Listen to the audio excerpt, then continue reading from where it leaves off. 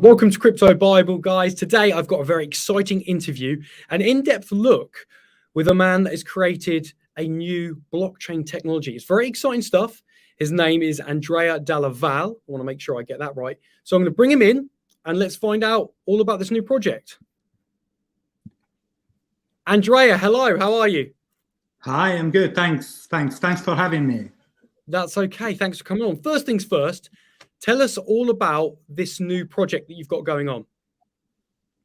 Yeah, the name of the project is the Global Income Coin and the Proof of Identity. So basically, what we aim to do is to create a universal basic income for every individual, global-wise. And at the same time, we introduce a new consensus protocol which aims to replace the disgraceful proof of work and proof of stakes currently used by blockchain industry. Sure. Okay. So it's global coin proof of identity, right? Yeah, global income coin proof of identity. Well, the global income coin is obviously the name of the coin, and the proof of identity is the new consensus protocol, which replaced the proof of work and proof of stake. Right. Okay. Let's talk a little bit more about this. So if viewers are seeing this and they're new to crypto, what is proof of identity? How does it work? Sure.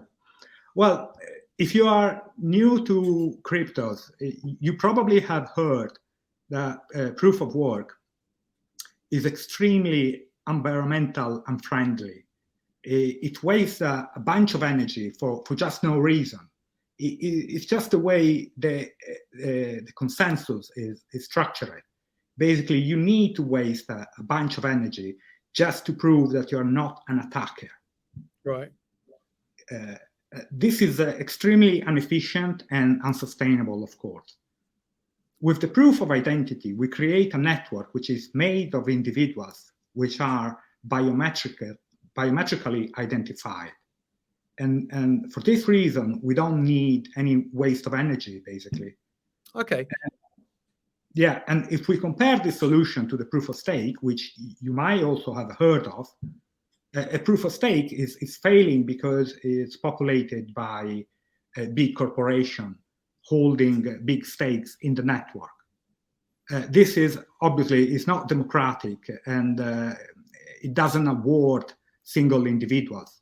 So what we're doing here is creating a blockchain which is green and in which one counts one.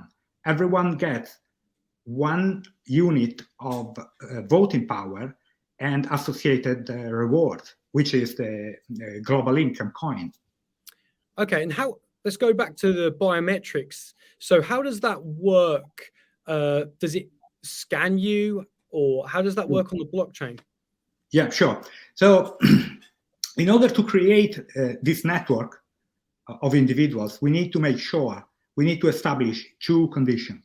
The first condition is that the applicant is a human. And the second condition is that the applicant is not already enrolled in our system. Right. So the way we're doing it is we use a technology which establishes the condition that you are you, and you are not already enrolled in our system. But at the same time, we also organize identification parties. An identification parties is a meeting of about a couple of dozen of people who gather in the same identification room and perform to each other biometric identification with their Minting app or Biometric app. Sorry, just go back there. I think you just broke up. So how do they scan each other? Is it using an app on the phone or? Yes. They scan each other using a phone. The Minting app installed in the phone, and they do it in a randomly assigned venue. Right. Okay. So and that's called identification party. What's in it for them to go there? If someone was to say, why would they go to the identification party? Do they get paid more coin by showing up? How does it work?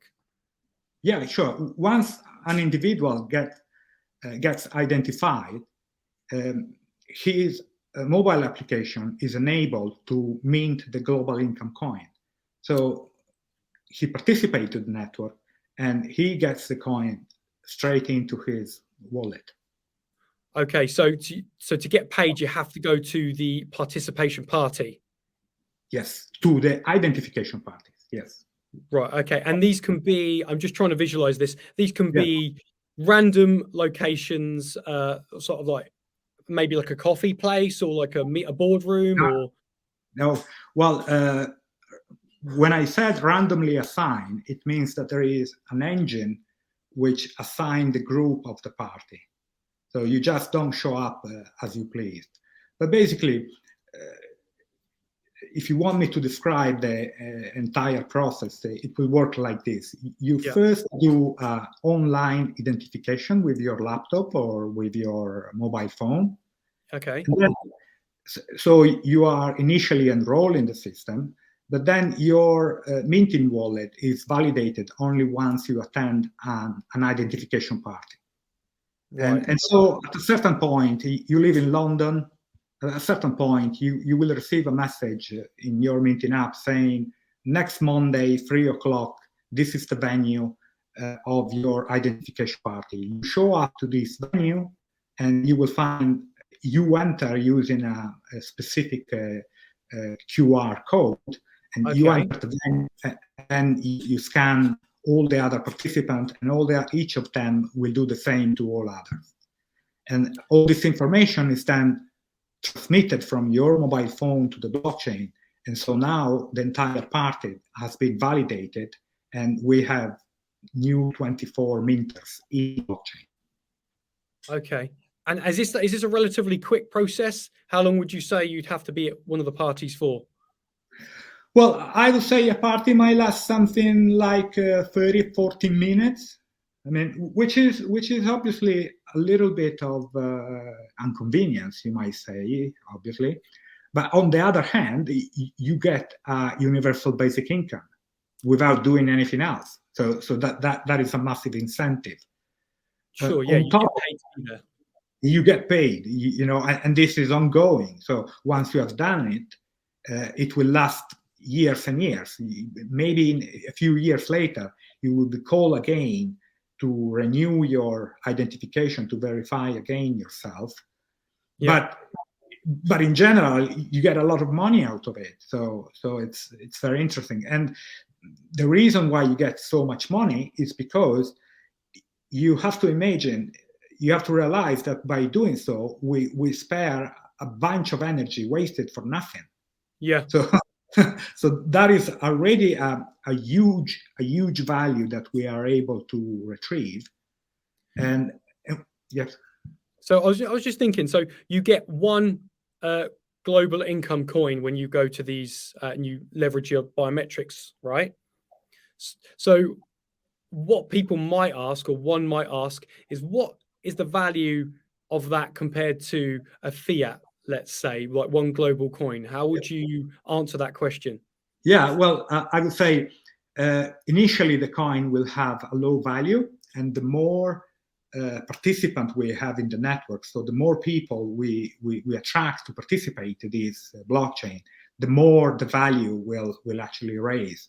So to give a very interesting value at the very early participant, we will distribute the blockchain itself with a inscribe algorithm will distribute a higher number of coins per month. Right. Okay. So that means also that if you join the network at the very early stage, what you get at the beginning is going to be worth it much more later on. Okay. So the more participants we have, the more will be the value, and the more will be the value, the less will be the basic income you will get on monthly basis, basically. So if you want to give me, if you want me to give some figures about it, we aim to distribute an income in the region of 1,000 euros or 800-900 pounds per each single individual. But that figures, it probably will. And that's per year, or is that monthly? Monthly. Oh, monthly. Okay. But that figure will be reached in 10, 12 years. Yeah. At the very early stages, that figure might be probably 0.1 global income coin, right? But at the very early stages, you might get 2, 3, 4 global income coin per month.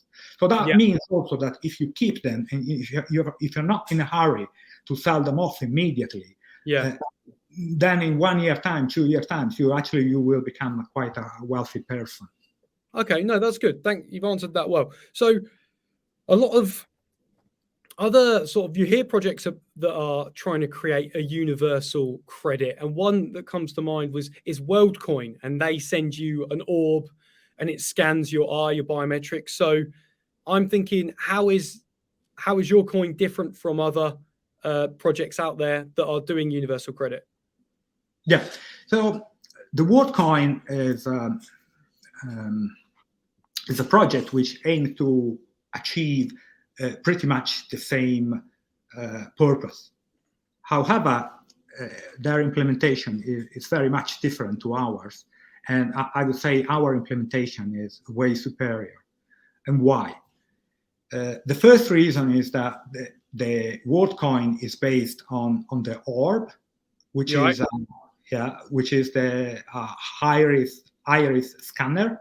So basically, it works in a way that today you walk on the street and you find a person with the orb, and they scan your iris. Yeah. And so you receive your universal basic income on monthly basis without doing anything else. Now that sounds very, very, very convenient. But if you think of that, there is one important flaw in this design, and the flaw is that you must trust the WorldCoin organization that they don't create identity for themselves, because nobody has hands on the orb, so you don't know what is in it, and it is managed by their organization. Okay, so it's not decentralized. No, it is not trustless. It's not trustless. So there is an authority in this design which has to be trust. Now, the word trust, generally in the common language, is a very positive thing. Yeah. But in the blockchain, it's not so great. The blockchain is not so great. It means that there is an entity which has to be trusted. And when there is an entity which has to be trusted, then you can also say the entire system is not decentralized. There is a central entity which is able to tamper the system, or which is able to, or at least which has to be trusted in order to ensure the fairness and the security of the system. Now, in the global income coin, we don't have it. The system is entirely trustless, which means there is no entity controlling the network. There is no entity who can cheat the network. There is no entity who can create fake identities. Right. Because identities in the network are created both by a technology stored in the blockchain and at identification parties. And so there is no way you can introduce identity forgeries in the system. Okay, so and is the biometric data, is it safe on the blockchain? Is people remain anonymous, or how? Absolutely. So yes, the system does collect your biometric data, but all the data are encrypted on a decentralized setup. And this is also a very important difference between us and the WorldCoin. Again, the WorldCoin is storing the biometric data of the participant in a centralized setup, in a trust setup. So basically, there is someone who has the encryption keys of all the data. Right. And that someone is obviously is exposing the blockchain to censorship. because obviously any government, any authorities can go and knock at the door of this entity and say, I need you to disclose the encryption keys of your participant. In the global income coin and the proof of identity, there is no entity storing the encryption keys. So the encryption keys are actually stored by each single individual. Each single individual has his own encryption keys, and there is a system on a decentralized setup which ensures that you cannot tamper the data and you cannot access to the biometric data of the participant. Okay, no, that sounds good. So what's your background? What made you think this is what you started to design this particular blockchain? What was it, something within the crypto world that you thought, something isn't right, I need to make a change? Yeah, definitely. I've been in the crypto industry since 2015, which is quite a long time considering the time span of the blockchain industry. Now, I've been very much frustrated by the simple concept that blockchain technology is based on decentralization. Okay. It does not make any sense. Blockchain technology does not make any sense if there is no decentralized network. But I believe there is a serious misconception on the meaning of decentralized network. Right. People think that a decentralized network is a network made of a multitude of nodes. It's a network made of a multitude of nodes, singularly controlled by a multitude of entities, right, not able to collude or associate within themselves. That is a decentralized network. Now, if we look at, sorry, Laura. No, go on, carry on. Yeah. Now, if you look at the current blockchains, they are not decentralized at all. This is what I was going to ask you. I was going to ask you to say, a lot of people say that Bitcoin is decentralized, and I was wondering what your thought would be on that. Yeah, by no means. Bitcoin network is controlled by 10 mining pools, which controls 90% of the network. 90%. If you add, I think, 5 or 6 more mining pools, you probably get to 99% of the network.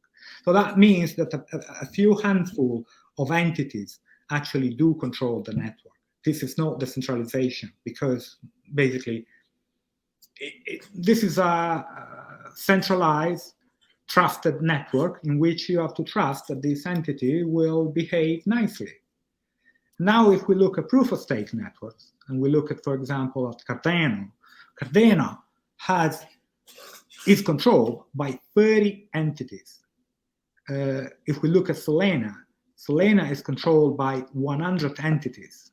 If we look at Ethereum, once it will move on to the proof-of-stake protocol, it will probably be controlled by 200-300 entities.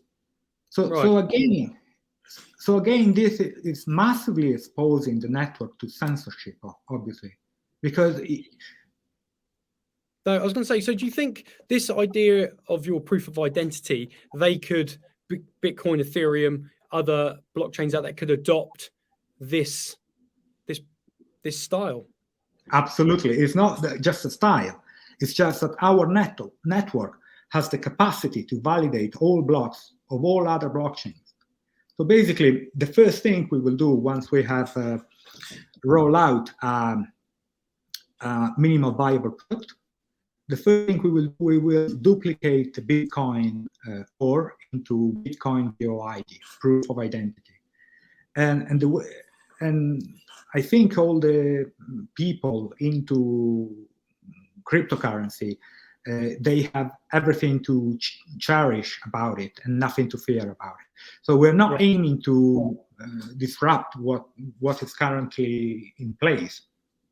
We are aiming to free current blockchains from energy wasting, from concentration of capitals and stuff like that.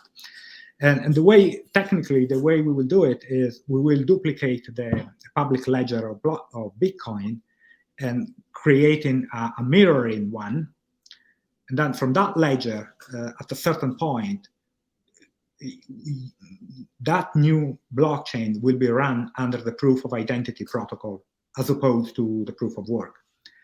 To put it in simple words, if you own one Bitcoin and you probably have it at one exchange, at a certain point, you will be airdropped another Bitcoin on a new wallet, and that wallet is going to be called Bitcoin proof of identity. So you would have double your Bitcoin. Yeah. Is that what you're saying? So when they integrate it, you get what you normally owe, and then you get on your new proof identity wallet. They kind of double what you have. Yeah, what you normally own stays the same, of course. So you own 2 Bitcoins. Your wallet is holding 2 Bitcoins. Yeah. But at a certain point, you will see in the list of your cryptos at your exchange account, you will see that there is one more line, and that line is called Bitcoin POID, and that the balance on that line will be exactly the same balance that you have in Bitcoin. And we will be doing this for all cryptocurrencies which are open source based. Okay. Oh wow. So it's not just a blockchain that helps people receive the global income coin. It's actually a tech that can help and improve current blockchains.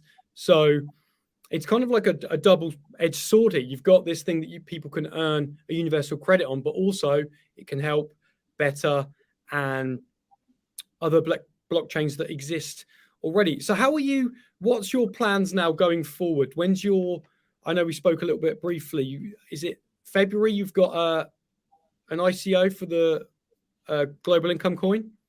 Exactly, yeah. We are aiming to start our ICO second, probably 3rd or 4th weeks of February. And we will allocate all the first received funds to the development of a minimal viable product, and and then we will immediately start the development, as I said, of the minimal viable product, and we aim to end the development of the minimal viable product by probably Q3 2022. So no, it shouldn't take more than 4 or 5 months. Wow, it's an exciting thing. So I want to quickly recap what we've learned today. So it's a new blockchain. People leverage their biometric data at these parties, rooms and events that they get a text on their app.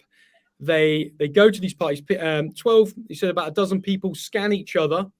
Takes about 40 minutes, and then they get rewarded with a global income coin, and then they do that monthly, and they can make from around 900 to 1,000 per month. The more people that adopt and come, the more money. And if you get on early, an incentive is they will get more coins at the beginning, right?